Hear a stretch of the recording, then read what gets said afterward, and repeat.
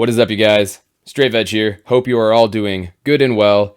I've missed you guys. It's been a while. If you've been following the channel for a while, you know this is how it goes. I've apologized 1,000 times, and I will do it once more. I am sorry, but here's a video. We are doing a story time. Now, if you follow me on Instagram, you might have seen the post marking the 2-year anniversary of my band, Warm Hugs, playing with one of my favorite bands of all time called Vanna. Got the shirt. Got a tattoo for them, actually. It's a broken shovel for their song Digging. But yeah, it was a really awesome experience. Really crazy chain of events that led to that happening. So I thought I would go into detail on how that happened today. All right, let's go way back, just for context. I was like 14 or something. One of my really good friends, Jerry, showed me Vanna, and immediately I was just blown away. I knew these guys were special. I loved the music, the riffs, like the drumming, just everything about it, the vocals, all of it was on point. Great band, great music. It really just spoke to me. A little time passes, and I've just become more and more of a fan of these guys, and I finally get to see them live at Warped Tour 20-something. I don't know, I'll put it on the screen. So yeah, they're playing. They start playing one of the songs, Trash Mouth, which is definitely a fan favorite of theirs. It's definitely one of their most popular songs, and they actually have a spot in the song where live, like on the bridge or breakdown part, they usually have a guest vocalist. But for whatever reason, Davey pointed right at me. And there was, tons of kids around me. They might have pulled like at least 200 kids. They pulled a pretty big crowd that day. And Davey points right at me, and he throws the mic to me. And I finished the song. I don't really remember much about it. It was just pure adrenaline. But yeah, the set ended. I wanted to go say hi, introduce myself, thank him for the opportunity. And so I went over to him, and then he actually comes up to me at the same time, and he's just as pumped as I am. He really enjoyed it. He thought I did a good job, I guess. It was just really cool, crazy experience. I'll never forget it, that's for sure. Over the next couple of years, we stayed in touch, mostly just on Instagram here and there. And then every time they came through Southern California, I'd see them at like Chain Reaction or whatever. Just bother the guys before and after the show. And then they announced that they were parting ways. Vanna was done, and they were going to do a last little 3-show tour on the coast, and Chain Reaction was one of the dates. So me and my buddies wanted to go see them. They had a package for that show where if you bought like a t-shirt, a ticket, and like a wall flag, which I have like right behind me, it was like $40 for the whole thing, and then you get to get in early and watch them do like an acoustic set, which I was down for, just to hang out and everything. So yeah, we did that, just hung out a little bit before the show, and then one of the opening bands just got into this huge hissy fit. It was mostly the lead singer. I'm not going to name the band. You can look it up if you want. They got into this huge hissy fit. They started cursing out the band, like Vanna and their tour manager, and like it just really escalated. It was about to turn into like a full-on brawl. Luckily, the whole situation kind of de-escalated. The band realized they were definitely outnumbered. I would have gotten involved. My friends would have gotten involved. It could have gotten really ugly, but they left. The band left, and they said like, "Fuck you, we're not going to play the next show." So right after that happened, I talked to Mikey, who was there. He's my friend, and he's the guitarist for Warm Hugs. And then Eric, who actually wasn't in Warm Hugs at the time. He was just he's a friend that was there who plays bass. And I was just thinking like, maybe we could play the show tomorrow. Like they had the last show of that tour, of their farewell tour, the next day in San Diego.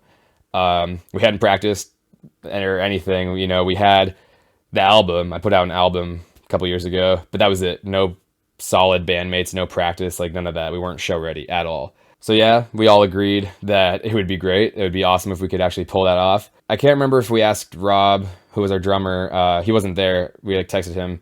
I can't remember if we asked him before or after asking the band if we could play.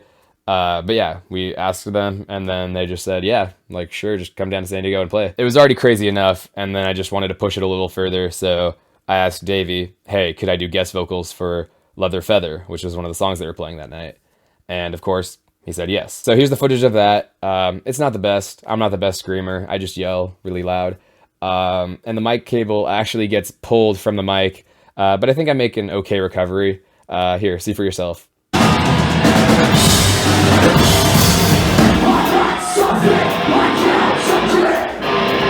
don't try!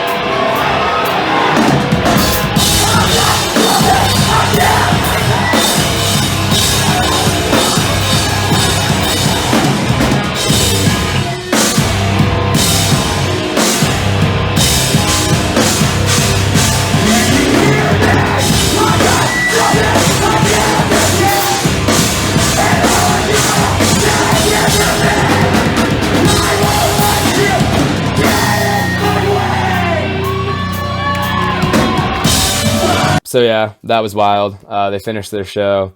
It was amazing. One of my friends, Kai, couldn't make it out to that show because he was in school. So we sent him this video. Kai, what's up? I'm here with your squad. I'm here with your boys. And you fucked up. You didn't come to the show. College is for nerds, you loser. No, just kidding. Graduate. Thanks for all the support, man. Appreciate you.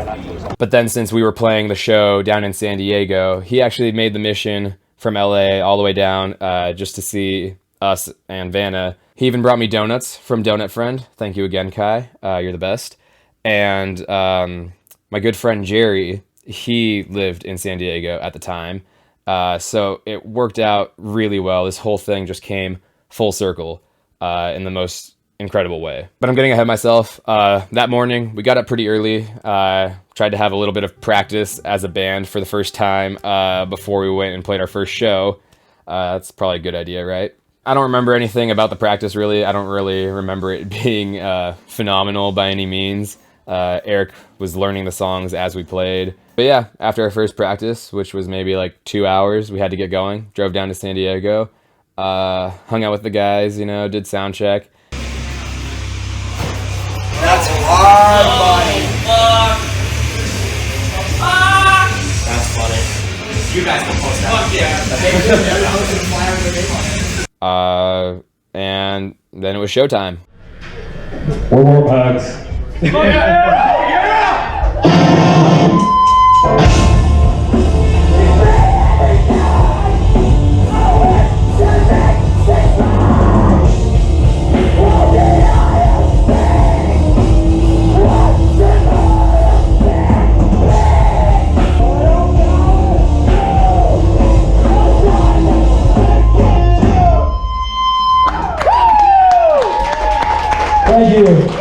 So yeah, we played the show. It went pretty well. No one really thought that we weren't a band. People actually laughed when I said it was our first show and we had our first practice that morning. Like they didn't believe it, which is good. And it's hardcore, so it could be a little sloppy. Like we had a little bit of allowance there. I think we did well. People really liked it. We got a lot of applause. Lots of people being very friendly to us after the show. Jerry, my friend, danced his little heart out the whole time.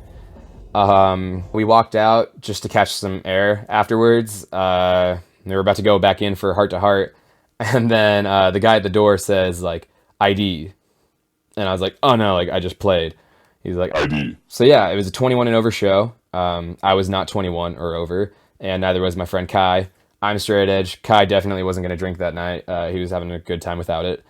And they wouldn't let us in, even though I had just played, and even though Kai helped us load gear and everything. Like they wouldn't let us in. Fortunately, a few of the Vanna guys and a few of the Heart to Heart guys, I think, came over and raised hell, basically demanding that they let us in, explaining we're good kids, we play the show, we're not going to be drinking, we're not going to ruin this venue's reputation. I think at one point Davey said something like, we're not playing unless these two are in there, at which point the venue caved and they said, fine, they can come in, but we're going to be keeping an eye on them.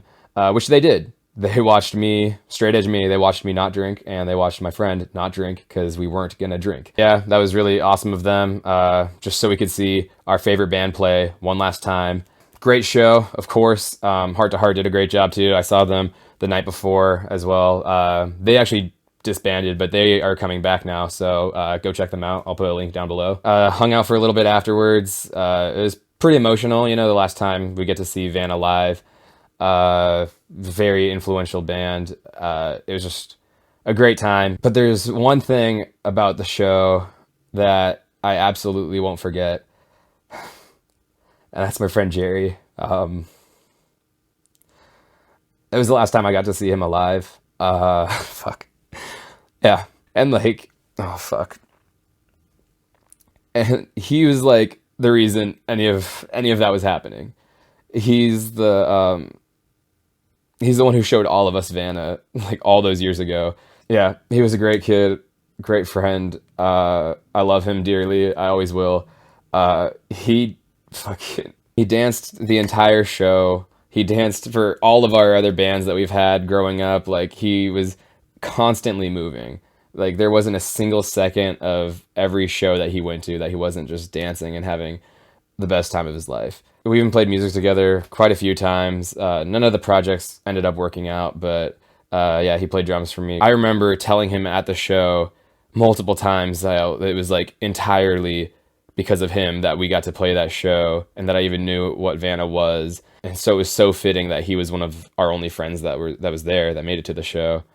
But I will never be able to really tell him how much I appreciated him and his friendship and everything that he did for me and our friends. This story got derailed quite a bit, and I'm sorry for that. But just I want to communicate, like, let the people that you love, let them know that you love them, that you care about them.